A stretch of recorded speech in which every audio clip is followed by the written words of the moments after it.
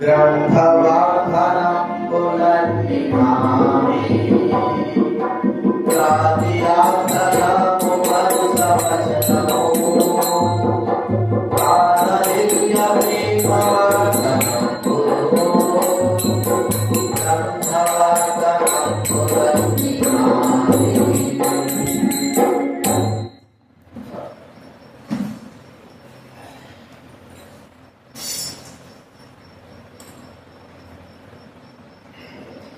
దేవుని వాక్యములకు మనకు ప్రార్థన చేసుకుందాం.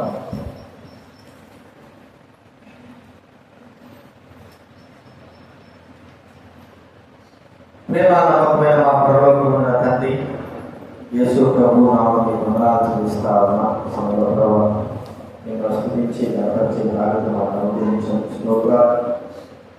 ప్రభు ఈరోజు ఈ క్లాసులు వచ్చి ఆరాధించి గణపరచాలని కీర్తన ద్వారా సంతోషంతో కీర్తన పాడే మానవాక్య ఆనందంతో స్తుతించి వాక్యం రాదు అలాగా కీర్తన ద్వారా స్తుతించిన ప్రభు దైవవాక్యం ఆధారం చేసుకొని వాక్యం యొక్క మాటను గుర్తించుకొని మేము స్తుతించి ఆరాధించి గణపతులకు ఆత్మతో సత్యంతో మహిమపతులకు సహాయం చేయవలసిన అవసరం రావాల్సిన వారందరూ తీసుకురండి ప్రభు కృతజ్ఞతమైన స్థుతులు చెల్లిస్తారు.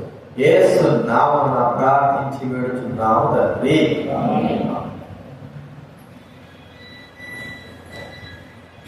మత్తయి రాసినటువంటి సువార్త దేవుని వాక్యంలో మత్తయి రాసిన సువార్త 8వ అధ్యాయము 8వ వచనం మనందరం కూడా కలిసి చదువుతున్నాము. మత్తయి రాసిన సువార్త బైబిల్ వ్యాఖ్యానం నుంచి కొత్త నిబంధనలో 8వ అధ్యాయము 8వ వచనం మనందరం కూడా కలిసి చదువుతున్నాము. 8వ అధ్యాయం శతాధిపతి ప్రభువా, నీవు నా ఇంట్లోనికి వచ్చుటకు నేను పాత్రుడను కాను. నీవు మాత్రం సరిపో, అప్పుడు నీ దాసుడు స్వస్థపరచబడును. రాబడి నీవు నా ఇంట్లోనికి వచ్చుటకు నేను పాత్రుడను. ఇంకొక మాట చూస్తే మరి నీవు నా ఇంట్లో కాదు, నేను కూడా నీ దగ్గర రావడానికి కూడా నేను పాత్రుడను కాదు అని అంటే మనము ఆయన మన దగ్గరికి రావడానికి మనం పాత్రులం కాదు, మనమే ఆయన దగ్గర. లోకంలో జరిగే కార్యం కూడా అదే. మరి ఈ లోకంలో దేవుడి దగ్గరికి మనుషులంతా ఆయా ప్రాంతాలకు వెతుక్కుంటూ ఏమో. అయితే మన కొరకే దేవుడు వచ్చినాడు. మనం వెళ్ళాలి వాస్తవానికి, కానీ దేవుడు ఆయన దిగి వచ్చినాడు మన నిమిత్తం. మనం వెళ్ళడానికి దేవుడి దగ్గరికి మనం అర్హులం కాదు, దేవుడు మన దగ్గరికి రావడానికి మనం అర్హత లేని వారు. మొత్తానికి మరి దేవుడు రావాలన్నా మనం వెళ్ళాలన్నా దేవుడి దగ్గరికి మనకు అర్హత లేదని మనకు గ్రహింపు ఉంది. ఇక్కడ వ్రాయబడిన మాట ప్రకారం దైవ గ్రంథంలో అర్హత లేని మానవ జీవితానికి దేవుడు ఇచ్చిన అర్హత ఎంత గొప్పది. ఇది మనకు మరి అర్థం కాకపోయినప్పటికీ ఈ అర్హత చాలా విలువైంది.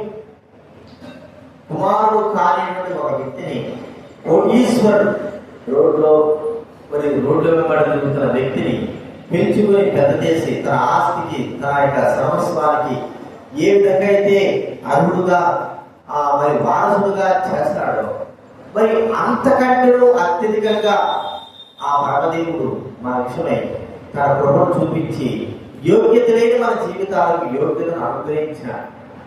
దాన్ని బట్టి మనం చూపించాలి. ఒక వ్యక్తి గురించి మనం చూడండి. లూకా సువార్త 23వ అధ్యాయం. లూకా రాసిన బైబిల్ నుంచే 77. లూకా రాసిన సువార్త 23వ అధ్యాయము 36 వచనాల నుంచి నుంచి 43 వచనాలు మార్చి చదువుకుందా. లోకాల సువార్త 23వ అధ్యాయం 39 నుంచి 40 వరకు అందరూ కూడా చదువు మార్చి వేలాడ వేయబడిన నేరస్తులుగా కూడా ఆయన దూషించుతూ, నీవు క్రీస్తు కదా, నీవు రక్షించుగలవు, మమ్ముడు కూడా రక్షించుమని చెప్పాను.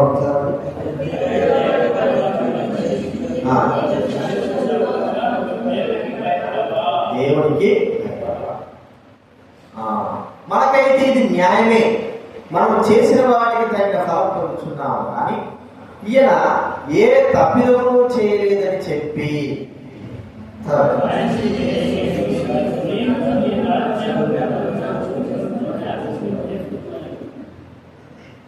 అందుకని వారితో, నేడు నీవు నాతో కూడా పరదేశంలో ముందు నిశ్చయంగా నీతో చెప్పుచున్నాను నేను. ఇక్కడ మనకు తెలిసినటువంటి మాట మనం బాగుంటుంది. యేసు ప్రభువు శిలువ వేయబడ్డాడు, మరి శిలువలో వేలాడుతూ ఉన్నాడు. ఇక నేరం చేసినటువంటి 2 నేరస్తులు శిలువ వేయబడ్డారు. అయితే ఈ నేరస్తులకి మరి యేసు ప్రభువుకు వేసినటువంటి కఠినమైన శిక్ష వేయలేదు. కానీ మరి వారిని ఆ యొక్క స్తంభాల పైన వేలాడదీశారు, తాళ్ళతో కట్టారు అనుకుంటున్నాం. ఒకవేళ చీలతో వారిని మేకులతో కొట్టి బిగించి ఉంటే వారు కూడా చచ్చిపోయేవారు. వారు ఇంకా వారి మోకాలు కూడా విరిగిపోకుండా ఉండేవి. అయితే వారిని తాళ్లతో కట్టివేసినట్టుగా మనం అనుకోవచ్చు. అయితే యేసు ప్రభువు మాత్రం ఆయన మేకుల చేత బిగించి వేశారు. 2 చేతులకి కాళ్ళకి కలిపి మేకులతో బిగించి పైన వేలాడదీసినట్టుగా మనకు దైవగ్రంథం చెప్పబడతారు. ఆ సమయంలో ప్రభువైన యేసుక్రీస్తు వారు బాధను వేదనను పొందుతున్న సమయంలో ఈ యొక్క శిలువ మీద దొంగ ప్రభు వైపు చూశాడు. ఇద్దరు చూచి ఒక వ్యక్తి చెబుతున్న మాట, రెండో వ్యక్తి చెబుతున్న మాట మనకు ఇక్కడ వాక్యంలో రాదు. ఏమని చెప్తున్నాడంటే, ఒక ఫస్ట్ వాడు నేరస్తుడు వాడు అంటున్నాడు, ఆయనను దూషిస్తా ఉన్నాడు. వేలాడదీయబడిన వాడు, మరి నేరం చేసిన వాడు దూషిస్తా ఉన్నాడు. దూషిస్తూ, నీవు క్రీస్తువు కదా, నీవు రక్షించుకో, మమ్మల్ని కూడా రక్షించు. ప్రాధాయపడి వేడుకుంటే అది వేరుగా ఉండేది. అక్కడ మాట ఏమంటున్నాడు 39లో, ఆ నేరస్తులలో ఒకడు ఆయనను దూషిస్తూ, అంటే వాడు చచ్చిపోతూ కరుణ కొరకు, దయ కొరకు, సహాయం కొరకు ఎదురు చూస్తున్నాడు. ఆయన యేసు ప్రభువు వారు ఏమన్నా సహాయపడతాడా అన్నట్టుగా చూచి, ప్రభువా నన్ను రక్షించు, కాపాడు అనే దానికి బదులు ఏం చేస్తున్నాడంటే దూషిస్తూ అంటున్నాడు, నిన్ను రక్షించుకో, తర్వాత మమ్మల్ని కూడా రక్షించు అనేటువంటి మాట చెప్తా. తర్వాత 2వ వాడి గురించి మనం చూస్తే, ఈ 2వ వాడు ఏం చేస్తున్నాడంటే, మరి ఆ పక్క వాడిని గద్దిస్తా అన్నాడు.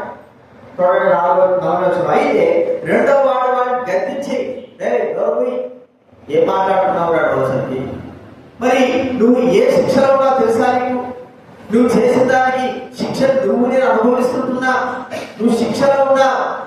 అయితే అక్కడ విరగబడినటువంటి ఆ వ్యక్తి యేసుక్రీస్తు ఏ నేరమో చేయలేదు.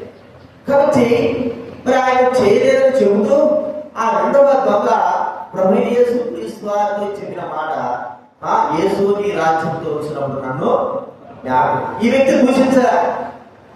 ఈ వ్యక్తి ఎలా అడుగుతున్నాడంటే, మరి తన పైన దయ చూపించు, నా మీద కృప చూపించు, నా మీద ప్రేమ చూపించు, నీవు నీ రాజ్యంతో వస్తావు, నన్ను ఒకసారి జ్ఞాపకం చేసుకో అని ప్రాధాయపడుతున్నట్టుగా మనకి ఇక్కడ కనబడతా.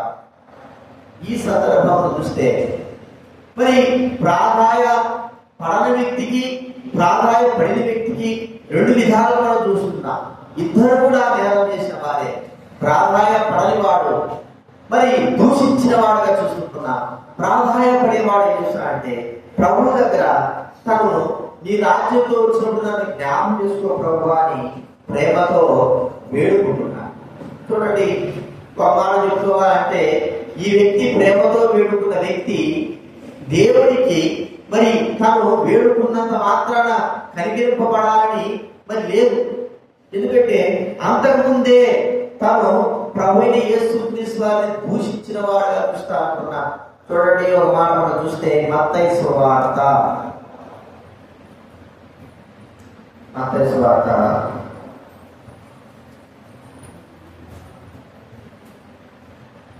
27వ అధ్యాయం 4 వచ్చుదాం. 27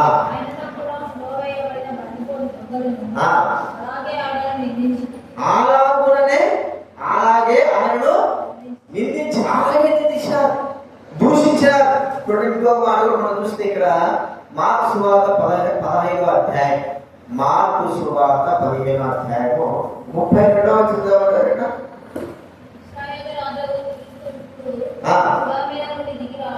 శిలువ మీద నుండి దిగి రావచ్చును, అప్పుడు మనం చూచి నమ్ముదామని ఒకరితో ఒకరు ఏం చేస్తారంటే చెప్పుకుంటారు. ఇంకా ఆయనతో కూడా శిలువ వేయబడిన వారును ఆయన నిందించిరి. చూడండి, ఇలాంటి వ్యక్తులకి దేవుని యొక్క కృప అవసరమా? దేవుని ప్రేమ అవసరమా? దేవుని దయా దాక్షిణ్యం అవసరమా? వీరు దేవుని దగ్గరికి వెళ్ళడానికి యోగ్యత కలిగిన వారా? ఆలోచిస్తే యోగ్యత లేనివారు వారా? అయితే దేవుడు ఎంత గొప్ప దేవుడు, ఎంత ప్రేమ కలిగిన వాడు, ఎంత దయ కలిగిన వాడు, ఎంత మరి ఆయన కరుణా హృదయం కలిగిన వాడు అనేది ఈ మాట మనకు గుర్తు చేస్తాం. ఏంటంటే, నేడు నీవు నాతో కూడా పరదేశంలో ఉండు. ఈ మాటే తన జీవితంలో అంతట్లో కూడా అన్ని విధాలుగా దేవుడి ద్వారా వచ్చేటువంటి ఆశీర్వాదాలను పొందగలిగేటట్టుగా చేసింది. మొట్టమొదటి మనం చూస్తా ఉంటే, ఆ వ్యక్తి బ్రతుకుటకు అర్హత లేనివాడు. కాబట్టి అర్థం కావండి, బ్రతుకుటకు అర్హత, ఈ శిలువ మీద దొంగ బ్రతకడానికి అర్హత లేదు. ఎందుకంటే నిందించినాడు, ఆ యేసుప్రభు నిందించింది అది వేరు. కానీ రాజ్యంలో ఒక దొంగగా మరి కుట్రదారుడుగా నియమింపబడ్డాడు ఉన్న వ్యక్తి, పట్టబడిన వాడు. ఒకవైతే నరహంతకుడనిగా మనం చూసుకోవచ్చు. నరహంతకుడు ఇలాంటి వ్యక్తికి మరి బ్రతకడానికి అర్హత ఎంత మాత్రమో లేదు. అందుకే తీసుకుని వెళ్ళి శిలువ వేసేసాడు. నువ్వు కావాలా? ఇద్దరు మరి పట్టుకున్నారు, ముగ్గురు పట్టుకున్నారు. కానీ ఒక వ్యక్తి దేవుని కృపను బట్టి బరబ్బా ప్రభుని యేసుక్రీస్తు బరబ్బా బదులు యేసుక్రీస్తు అప్పగింపబడ్డాడు. బరబ్బా విడుదల పొందాడు. ఇక్కడ చూస్తా ఉంటే మరణమునకు అర్హుడు కదండి. ఒక మాట చూస్తే హెచ్కేల్ గ్రంథంలో హెచ్కేల్ గ్రంథం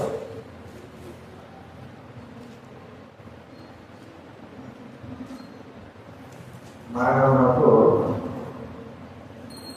మొదలైన వారు హెచ్కేల్ గ్రంథము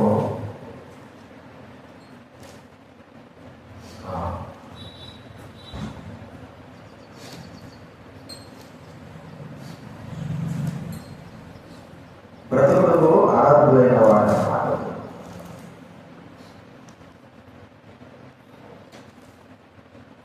బ్రతుకులకు అనర్హులైన వాడు అనే మాట మనకు కనబడతారు. అంటే బ్రతకడానికి అర్హత లేదు మానవుడు. ఆ వ్యక్తి బ్రతకడానికి అర్హత లేని వాడు ఏమైనా అంటే దేవుడు కృపను బట్టి బ్రతికినాడు అని మనం గుర్తించాలి. ఇది నాకు మనం చూస్తా ఉంటే మన జీవితంలో కూడా బ్రతుకుటకు అర్హత లేని వారు, బ్రతుకుటకు ఏమిటంటే అర్హత లేదు. అంటే మనము ఏ విధానం చూసినా కూడా మన జీవితంలో బ్రతకడానికి అర్హత లేదు. మనల్ని కాపాడడానికి అందుకే బైబిల్ చదువుకున్న మాట అంటే మీ పాపముల చేతిలో చూడండి. ఒక మాట చదువుతుంది కదా, హెచ్కేల్ కదా 13:19. హెచ్కేల్ కన్నా 13:19 చదవడం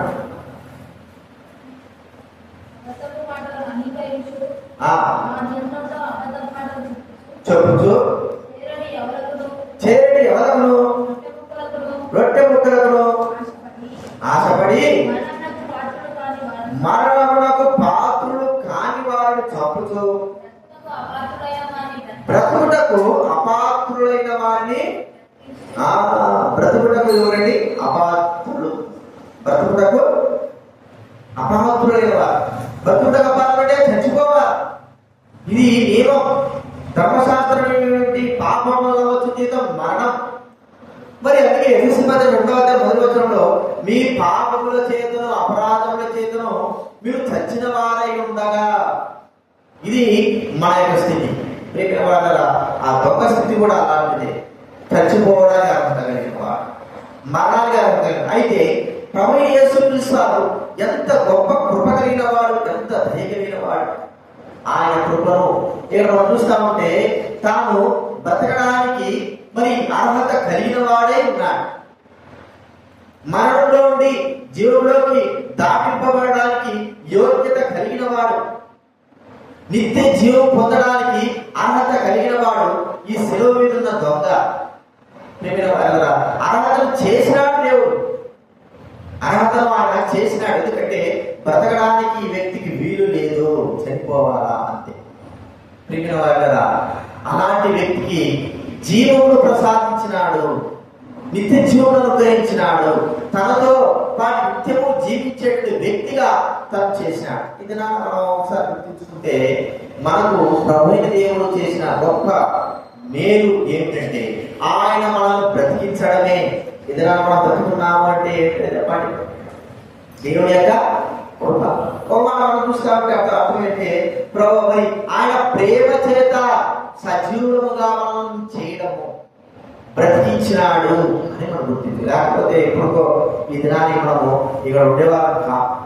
దేవుని కృప బట్టి లేకపోతే దేవుని ప్రేమ బట్టి బ్రతుకులకు అర్హతగా చేసిన మన పాపాలను బట్టి మన అపరాధాలను బట్టి మనం ఎప్పుడో చచ్చిపోవాలి.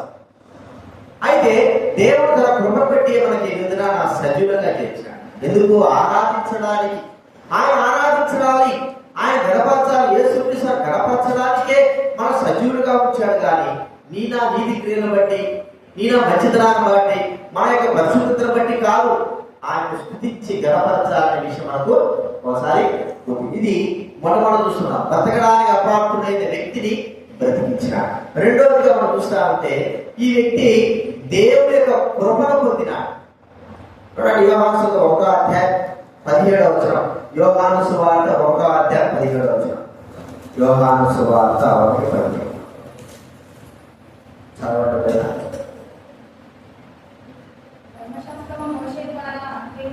ధర్మశాస్త్రం మోషే ద్వారా అనుగ్రహింపబడను, కృపయు సత్యమును యేసుక్రీస్తు ద్వారా ఏమవుతుందండి? కృపా సత్యం. ఇది ఏమిటి? కృప. కృప ద్వారా, కేవలం కృప ద్వారా మాత్రమే రక్షణ. ఆ దొంగ తాను ఏదో మంచివాడని, లేకపోతే నేను మంచిగా ఉన్నాను అని చెప్పడం ద్వారా కాదు, ఒకవేళ చెప్పినా అంత ద్వారా కాదు, లేదా గత దినాల్లో తాను చేసిన మంచి పనులు బట్టి కాదు. ఒకవేళ ఆ దొంగ కావచ్చు, ఆ యొక్క బంతిపూడి దొంగ కావచ్చు. ఆ దినాలు ఎలా ఉండేవారంటే మరి నక్సలైట్ లాగా దోచుకునేవారు, పేద ప్రజలకు పంచిపెట్టేవారు. అది ఒక మంచి కార్యము అనేటువంటి భావన. ఒకవేళ ఆ వ్యక్తి దొంగ ఎంతో మందికి పేదలకు సహాయం చేసి ఉండొచ్చు, కానీ దోపుడు సొమ్ముతో సహాయం చేసి ఉండొచ్చు. మరి ఎంత చేసినా కూడా ఆ వ్యక్తి ఒక నరహంతకుడు, ఒక దొంగ, మోసగాడు. ఇలాంటి వ్యక్తికి దేవుడు కృపను బట్టి రక్షించడం అనేది చాలా అసంభవం. ఎందుకంటే దొంగ, మోసగాడికి దేవుడు కృప దూరంగా ఉంటుంది. దేవుడు కృప దూరంగా ఉండాలి. అయితే ఇక్కడ మనం చూస్తా ఉంటే ఈ వ్యక్తికి దేవుడి కృపను బట్టి అక్కడ ఏమైపోయినాడు? రక్షింపబడ్డాడు. కానీ వేరే దాన్ని బట్టి కాదు. కృపను బట్టి రక్షింపబడ్డమే కాదు, దేవుడి కృపను బట్టి ఆ వ్యక్తి నీతివంతుడుగా తీర్చబడుగా అని మనం చూసుకుంటున్నాం. చూడండి, బైబిల్ గ్రంథంలో రోమరాసిన పత్రిక 4వ అధ్యాయం, రోమరాసిన పత్రిక 4వ అధ్యాయము 24వ వచనం చదవండి ఎవరైనా. రోమిలికి రాసిన పత్రిక 4:24.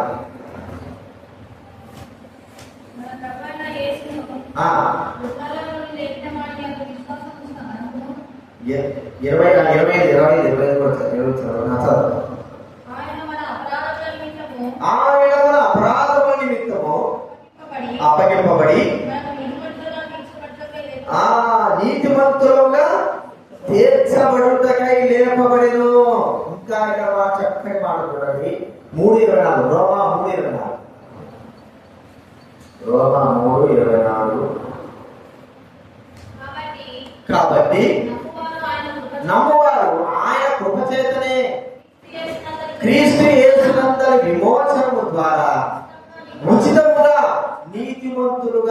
నీతిమంతులు తీర్చబడచ్చు. ఉచితముగా కృపచేత రక్షణ, ఉచితమైన నీతి ప్రియమైన వాళ్ళ దీని అర్హత కలిగిన వారమైన మనం.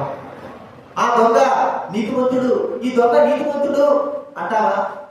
దుష్టుడు చూసి నీతిమంతుడు అన్నవాడు మంచివాడు అన్నాడు, వాడు శాపగ్రస్తుడు. దుష్టుడు చూసి నీతిమంతుడు అంటే మంచివాడు అంటే వాడు వాడు శాపగ్రస్తుడు. మరి ఇలాంటి దుష్టత్వం కలిగినటువంటి నరహత్వం కలిగినటువంటి వ్యక్తి నీతిమంతుడని చెప్పడానికి ఎలా ఉంది? కేవలము ప్రభువైన యేసుక్రీస్తు వారు తాను మరి చనిపోయి తన యొక్క మరణము ద్వారా ఈ వ్యక్తిని ఏం చేశాడంటే నీతిగా తీర్చాడు. తన మరణము ద్వారా ఈ వ్యక్తికి నిత్య రక్షణ, కృపచేత రక్షణ, బ్రతకడానికి యోగ్యత లేని వాడు, రక్షింపబడడానికి అర్హత లేని వాడు, నీతిగా తీర్చబడడానికి అర్హత లేని వాడు. ప్రియమైన వాళ్ళ తన జీవితాంతం చూడండి. మనం ఒకటి ఆలోచిస్తే ఎవరైనా దొంగగా ఉందనుకోండి, వాడు దొంగతనం చేస్తున్నాడు, వాడు కొద్ది పెద్ద తర్వాత దొంగతనాలు మానేశాడు, కానీ ఆ వ్యక్తి పైన ఏముంటుంది? ముద్ర అనేది ఉంటుంది. దొంగడు అప్పుడు చేశాడు, ఇప్పుడు చేశాడు. ఒక వ్యక్తి వ్యభిచారం చేస్తున్నాడు, మరి ఇప్పుడు దినాంతరం ప్రభువుని తర్వాత మానేశాడు. అయితే లోకమనే వాడు ఏమిటంటే ఈ వ్యక్తి మోసగాడరా, వ్యభిచారరా, మాకు తెలుసా వ్యక్తి కదా అంటే అవి ముద్ర వేయబడి ఉంటాయి. పాప సంబంధమైన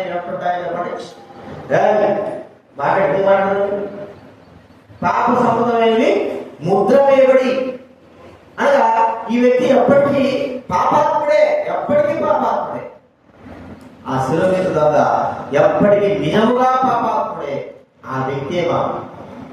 అయితే యేసుక్రీస్తు వారి యొక్క కృప ఎంతదండి. మరి అలాంటి వ్యక్తులకి తన కృపను అర్హత అనుగ్రహించాడు. నీతిగా తీర్చేటువంటి ఆ బాధ్యతను దేవుడు ఉచితంగా ఏ మరి మంచి పనులు చేయకపోయినప్పటికీ కూడా ఉచితంగా ఆయన మనం నీతిమంతులుగా తీర్చబడి చూస్తున్నాం. ఈ వ్యక్తి కూడా అదయ్యేది. శిలువ మీద దొంగ ఉచితముగా కృపను పొందాడు, ఉచితముగా నీతిమంతులుగా చేయబడ్డాడు. వీటికి అర్హత లేని వాడు ఎవరండి? ఎవరు? శిలువ మీద దొంగ. కాబట్టి మన జీవితంలో గుర్తించుకుందాం, ఆయన కృప బట్టియే ఉచితముగా రక్షణ మనకు గురించి ఉచిత రక్షణ, ఆయన కృప బట్టియే ఉచితముగా నీతిమంతులు అని చెప్పబడుతున్నా. ఇది మనం గుర్తించాల్సిన విషయం. ఇది రెండవ మనం చూస్తున్నాం. మూడవదిగా ఆ యొక్క శిలువ దొంగ విషయం మనం ఇస్తే పాపాలు క్షమించబడిన వ్యక్తి కదండి. లూకాసు వార్తలో ప్రభువా నీ రాజ్యం నాతో వచ్చినప్పుడు, నీ రాజ్యంతో వచ్చినప్పుడు జ్ఞాపకం చేసుకోవాలంటే యేసుప్రభువు అన్నాడు, నీవు నాతో కూడా పరదేశంలో పరలోకం వెళ్ళేవాడు ఎవరండి? పరలోకంలో వెళ్ళడానికి అర్హత కలిగిన వారు ఎవరు? పాప క్షమాపణ పొందిన వాడు మాత్రమే పరలోకానికి వెళ్ళాలి. ఇక వేరే వ్యక్తి వెళ్ళడానికి వీల్లేదు. పాప క్షమాపణ పొందినవాడు, వాడు ఎవరైనా కావచ్చు, వీరుడు కావచ్చు, దరిద్రుడు కావచ్చు, మోసగాడు కావచ్చు, ఎవరైనా సరే లోకంలో ఏ వ్యక్తి అయినా సరే, ఏ జాతి వాడైనా సరే, పాప క్షమాపణ పొందిన వాడికి మాత్రమే పరలోక రాజ్య ప్రవేశము. అపవిత్రుడైన వాడు, పాపంలో ఉన్నవాడు, బైబిల్ ఉంది, మీరు మీ పాపంలోనే ఉంది మీరు చచ్చిపోతారు నా దగ్గర రాను. చూడండి, మరి యోహాను సువార్త 8వ అధ్యాయం యోహాను సువార్త 8:21 చదవండి.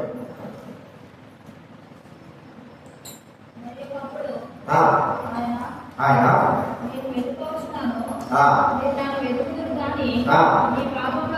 మీ పాపంలోనే ఉండి చనిపోదురు, నేను వెళ్ళు చోటికి మీరు రాలేరని వారితో. మీ పాపంలో ఉండి ఏం చేస్తారంటే మీరు చచ్చిపోతారు. అంటే పాపంలో ఉన్న వ్యక్తి దేవుడి సన్నిధికి వెళ్ళడానికి వీలు లేదు. పాపం అలాగే వెళ్ళు. చాలా మంది దేవుడి సన్నిధికి వస్తా ఉంటారు, కానీ పాపం అలాగే ఉంటుంది. ఆ పాపము కడిగి ప్రభావాన్ని అడుక్కోలేదు. ఆ పాప క్షమాపణ లేకపోతే దేవుడి సన్నిధికి వెళ్ళలేదు. నేను వచ్చినాను కదా ప్రార్థనకి, నేను మరి దేవుడికి చందా ఇచ్చినాను కదా, ఆ పనులు ఈ పనులు చేసినానంటే కుదరదు. పాప క్షమాపణ చాలా ప్రాముఖ్యమైంది.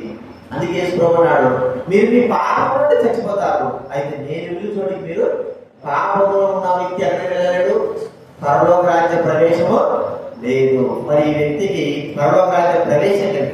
తన పాపములన్నిటిని కూడా ఆయన కడిగి పవిత్రపరిచాడు. ఎన్ని పాపాలండి?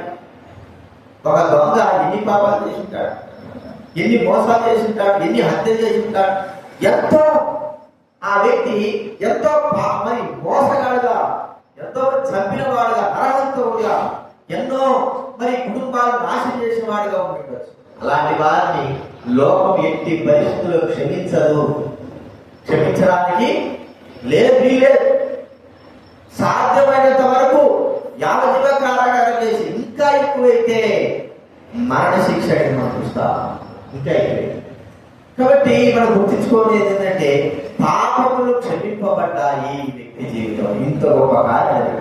తప్పినప్పుడు ఆయన తన ప్రేమ చేత ఆ పాపం ఎలా కడిగాడంటే మన విషయంలో కూడా మనం గమనిస్తే కొలస్సీ రాసిన పత్రిక 2వ అధ్యాయం 15 వచ్చిన కొలస్సీ 2:15.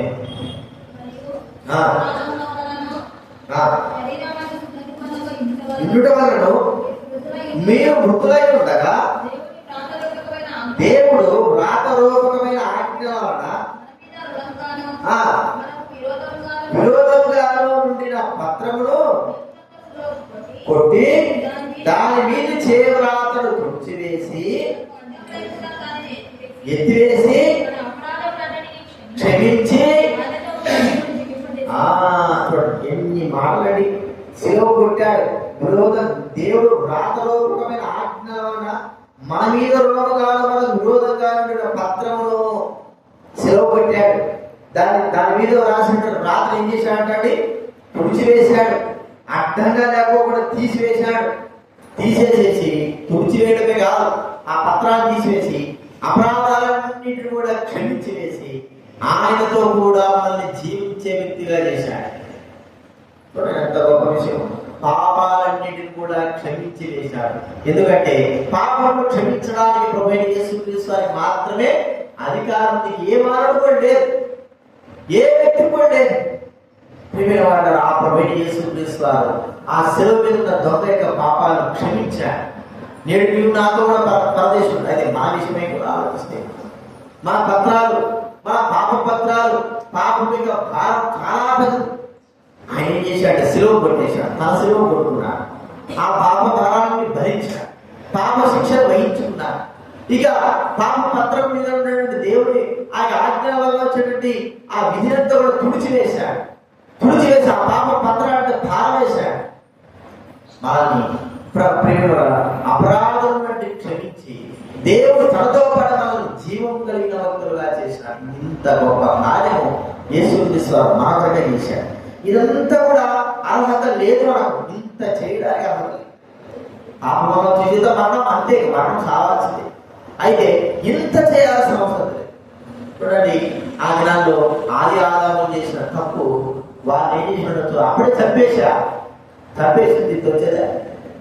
అప్పుడే వారి పాపం బట్టి ఇద్దరు చచ్చిపోతే వారి ద్వారా వచ్చే మనం ఇంతమంది వచ్చేవారు కాదు.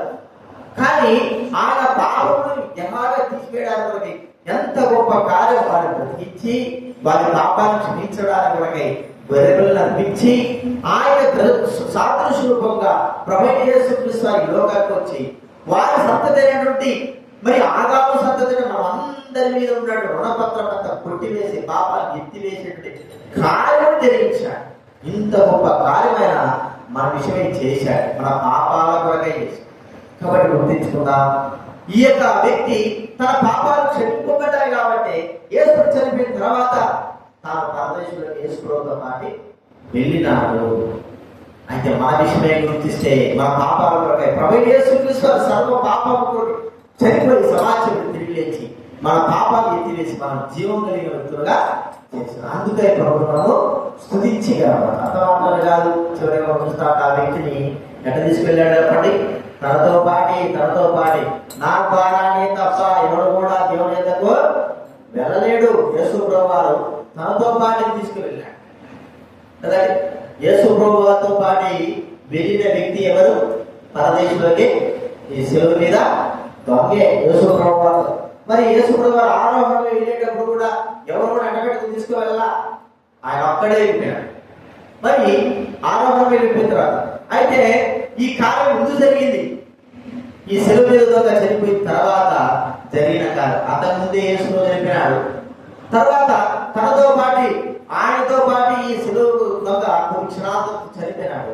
మరి తన ఆత్మను ప్రభు యేసుక్రీస్తు వారు పరదేశం తీసుకున్నారు. నిత్య శాంతి సుఖ సౌఖ్యాలు కలిగినటువంటి దేవుడు నివసించేటువంటి మరి మనుషుల కొరకై ప్రజల కొరకై నియమించినటువంటి ఆ స్థలానికి యేసుక్రీస్తు వారు మనల్ని తీసుకెళ్ళారు. మన భారతదేశంలో చూడండి, మత్తయి సువార్త 25వ అధ్యాయం, మత్తయి సువార్త 25వ అధ్యాయము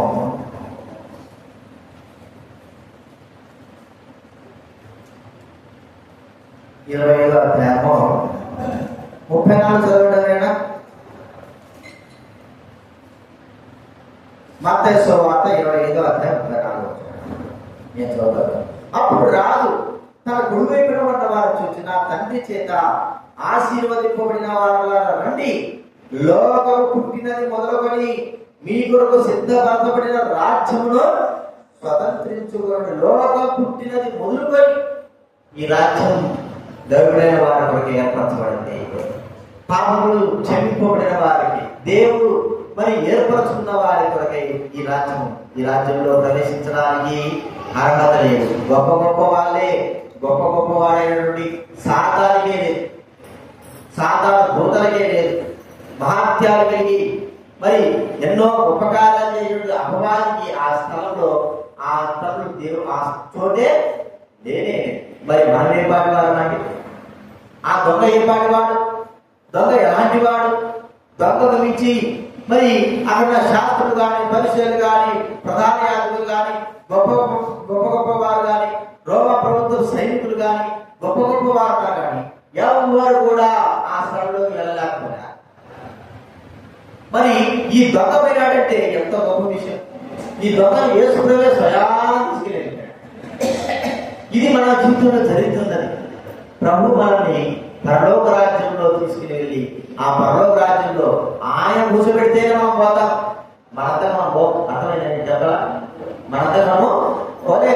ప్రభువే ఆయన మనందరిని కూడా సొంతగా తీసుకువెళ్ళాలి. ఆ ద్వారం దగ్గర యేసు ప్రభు అంటాడు, ఆయన ద్వారం, ఆయన ద్వారానే లోపలికి వెళ్ళిపోవాలి. కాబట్టి ఈ బాధ్యత మనకు అనుభవించాలి. ఒక పెద్ద అధికారి ఇంటికి మనం వెళ్ళలేము, గొప్ప అధికారికి వెళ్ళలేము. బయట సెక్యూరిటీ ఉంటాడు, ఎన్నో ప్రశ్నలు అడుగుతాడు, రావాలా అవుతాయంటాడు. ఆ వ్యక్తి పిలిస్తే లోపల పోవాలి.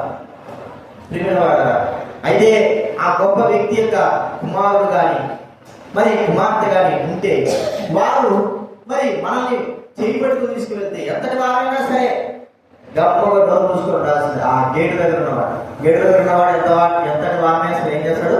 ఆపేస్తాడు. అయితే ఈ వ్యక్తిని చూసినప్పుడు, ఈ యొక్క గొప్ప వ్యక్తి యొక్క కుమారుడు చూసినప్పుడు ఆ వ్యక్తితో పాటు ఎంతమంది 10 మంది, 20 మంది, 200 మంది అందరిని కూడా ఏం చేస్తాడు చెప్పండి? లోపలికి ఆ అర్హత, అది గొప్ప బాధ్యత. కాబట్టి ఈ 4 గంటల విషయాల గురించి మనం గుర్తించుకుంటే మరి బ్రతుకుటకు అర్హత కలిగిన వాడు, అర్హత లేనివాడు. రెండోది ఏం చూస్తూ వచ్చాము? దేవుడి యొక్క కృప పొంది, కృప ద్వారా రక్షింపబడి నీతిమంతులుగా తీర్చబడిన వ్యక్తి కేవలం దేవుని ద్వారానే. అంతమాత్రం కాదు, పాపాలు క్షమింపబడిన వాడు. చివరి మనం చూస్తూ ఉంటే యేసుతో పాటి పరదేశికి వెళ్ళినటువంటి అర్హత కలిగిన వాడు. ఈ అర్హతలన్నీ కూడా ఈ ఒక్క వ్యక్తికి చెందితే మన విషయమై ఈ అర్హతలన్నీ ఒక వ్యక్తికేనా? మనకు కూడా దేవుడు తన కృపను చూపి ఇవన్నీ కూడా ఇంతకంటే గొప్పగా అర్హతను మనకు అనుగ్రహించి తన బిడ్డలుగా చేర్చుకున్నందుకు ప్రభువును మనం స్తుతించి గణపరచాల. ఈ విషయమై మనం గుర్తించుకొని అర్హత లేని మన జీవితాలకు అర్హతను అనుగ్రహించిన ప్రభువును మనము స్తుతించి ఆరాధిద్దాం. దయచేసి లేచినప్పుడు ఒక పాట పాడుకుందాం.